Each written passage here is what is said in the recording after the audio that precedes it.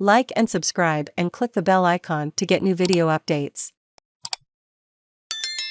Latest Ukraine updates. US says Putin made decision to invade United States. President Joe Biden has said he is convinced that Russia's Vladimir Putin has made a decision to invade Ukraine, warning Moscow against starting what he called a war of choice that would be catastrophic. But the US president said the door for diplomacy remains open.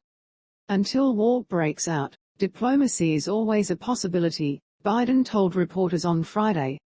Meanwhile, Ukraine's top security official Oleksiy Danilov accused Russia of staging provocations in conflict-hit eastern Ukraine to try to provoke Ukraine's military to respond, but added that Kyiv would stick to peaceful ways to defuse the crisis.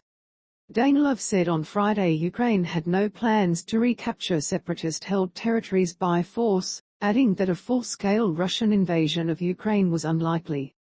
Earlier, Moscow-backed separatist leaders in eastern Ukraine announced they will evacuate civilians to Russia as fears of a significant escalation in fighting grow. The live blog is now closed. Thank you for joining us. Here are the updates for February 18.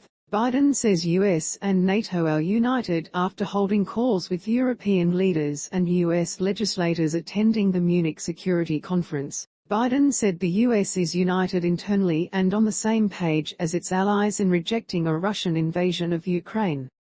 Despite Russia's efforts to divide us at home and abroad, I can affirm that has not happened, Biden said on Friday.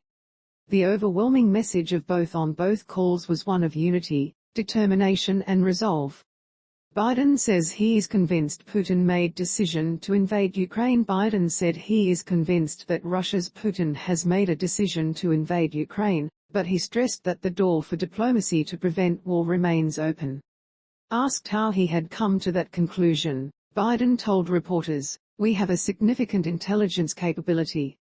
Biden says Russia has plans to attack Kyiv in coming days. Biden has accused Russia of planning to attack the Ukrainian capital, Kyiv, in the coming days. "We have reason to believe the Russian forces are planning and intend to attack Ukraine in the coming week, in the coming days," the US president said on Friday. "We believe that they will target Ukraine's capital Kyiv, a city of 2.8 million innocent people." Biden renewed calls for Moscow to de-escalate.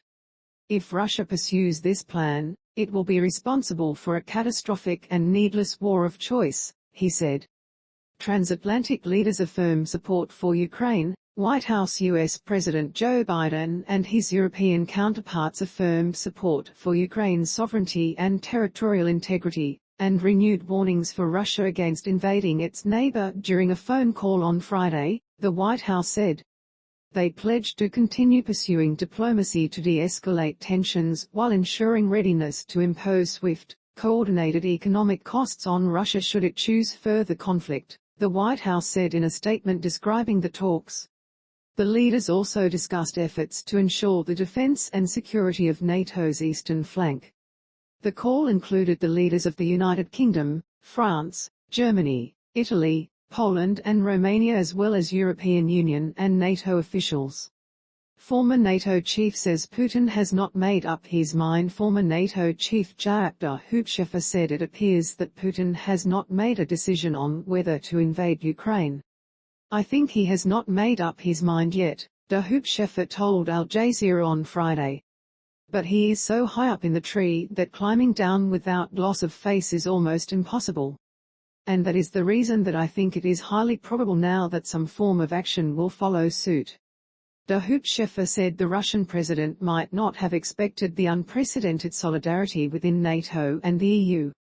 Sanctions meant as deterrent. White House says White House spokesperson Jen Psaki appeared to rule out preemptive sanctions against Russia over a possible invasion of Ukraine, saying that the economic measures are intended to dissuade Moscow from taking military action against its neighbor. "Our collective view from our national security team is that sanctions are meant to be a deterrent," Psaki told reporters. "If you put all the sanctions in place now, what is stopping them from invading?"